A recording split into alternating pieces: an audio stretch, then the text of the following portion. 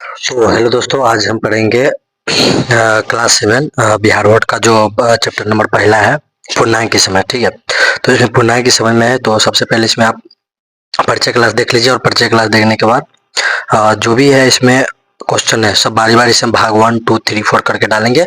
आप सभी देख लीजिएगा और बना लीजिएगा। बनाने के बाद उसको पहले खुद से प्रैक्टिस भी करना है। ठीक है, तो इसमें सबसे पहले हम पढ़ लेंगे आपको कुछ बेसिक चीज है उसको। ठीक है, तो सबसे पहले इसमें है दिया हुआ प्राकृतिक संख्या के बारे में पहले पढ़ लेते हैं। प्राकृतिक संख्या किसे बोलते हैं? प्राकृतिक संख्या, ध्यान से 2 मिनट इसको हटा लेते हैं। देखिए प्राकृतिक संख्या क्या होगा? प्राकृतिक संख्या देखिए इसका इंग्लिश हो जाएगा नेचुरल, NATURAL जो संख्या 1 से स्टार्ट होगा और अनंत तक जाएगा, मतलब जो भी संख्या होगा जो 1 से स्टार्ट होगा और अनंत तक जाएगा उसे प्राकृतिक संख्या कहेंगे। ठीक है, और इसका स्पेलिंग नेचुरल नंबर होगा। उसका दूसरा पढ़ लीजिए होल नंबर, यानी कि पूर्ण संख्या। जो संख्या 0 से प्रारंभ होगा, चाहे कि इसका परिभाषा लिख सकते हैं, 0 से प्रारंभ होने वाली संख्या को पूर्ण संख्या कहते हैं। जैसे 0 1 2 आगे अनंत तक संख्या चलाता जाएगा। ठीक है, आगे है इसमें पूर्णांक के समय, जो कि यहाँ पर दिया हुआ है पूर्णांक। इसका होगा आपको इंग्लिश हो जाएगा इंटीजर्स, INTEGERS, इंटीजर्स नंबर। ठीक है, तो जब पूर्णांक की संख्या में ऋणात्मक संख्या मिला दी जाए तो वह संख्या पूर्णांक संख्या, मतलब सॉरी पूर्ण संख्या।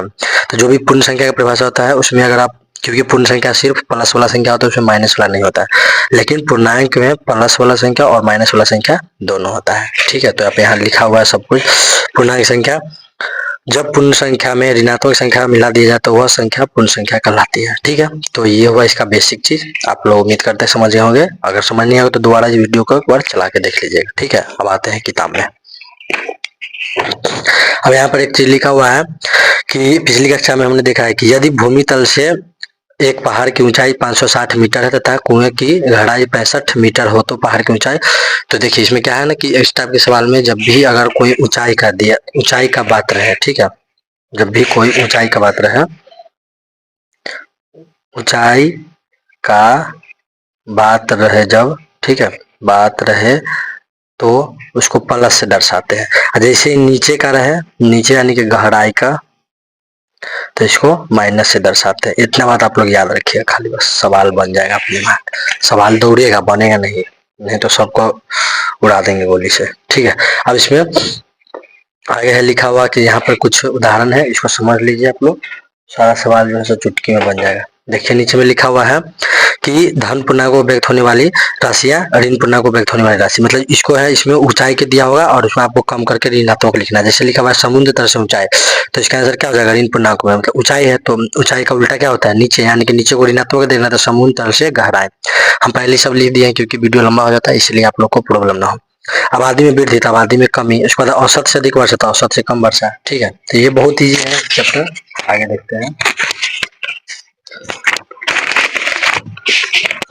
आगे भी लिखा हुआ है, आगे सब लिखा हुआ है कि 0 डिग्री से ऊपर का ताप, तो 0 डिग्री से नीचे का ताप, मतलब बस इतना ही हल्का है। उसके बाद जो है किसी स्थान के से दाईं ओर की दूरी तक किसी स्थान के बाईं ओर की दूरी, लाभ का हानि हो जाएगा, मूल्य वृद्धि, मूल्य में कमी, जमा धन तक खर्च धम, औसत से अधिक उपज तो औसत से कम उपज। और ये रहा आपका संख्या रेखा। ठीक है, तो संख्या रेखा जो है ध्यान से देख लीजिए क्योंकि बहुत इंपॉर्टेंट है, इसी से बहुत सारा आपको सवाल आने वाला है। ठीक है, यहाँ पर देख लीजिए संख्या रेखा है। जैसे इसमें एक रेखा खींच देंगे, पहले बीच में जो मध्य बिंदु होगा यहाँ पे 0 लिख देंगे। इसके बाद इसके दाएं ओर धनात्मक संख्या, इसको धनात्मक संख्या बोलते हैं, धनात्मक।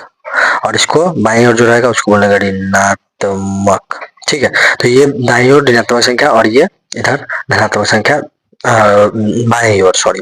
तो यहाँ पे आप लोग देख सकते हैं कि 0 जो है इसमें कोई चिन्ह नहीं लगा हुआ। याद रखिएगा 0 में न माइनस का चिन्ह लगेगा न प्लस का। तो यहाँ पर जो धनात्मक जो चिन्ह है उसमें सबसे छोटा तो हो गया 0, लेकिन ऋणात्मक चिन्ह में यहाँ पे जो भी ऋणात्मक रहेगा उससे बड़ा हो जाएगा 0। तो ये बात हमेशा याद रखिएगा, धनात्मक में 0 हो जाएगा छोटा और ऋणात्मक में 0 होगा बड़ा। तो ये माइनस है। देखिए इसको ऐसे समझिए कि मान चलिए आप किसी से 5 रुपया कर्जा लिए, तो कर्जा आपको तो उसको देना पड़ेगा, लेकिन अगर आपके पास 0 रुपया आता है वो तो कर्जा नहीं ना देना पड़ेगा, बस वही बात है। तो आप बस इतना इसको समझिएगा।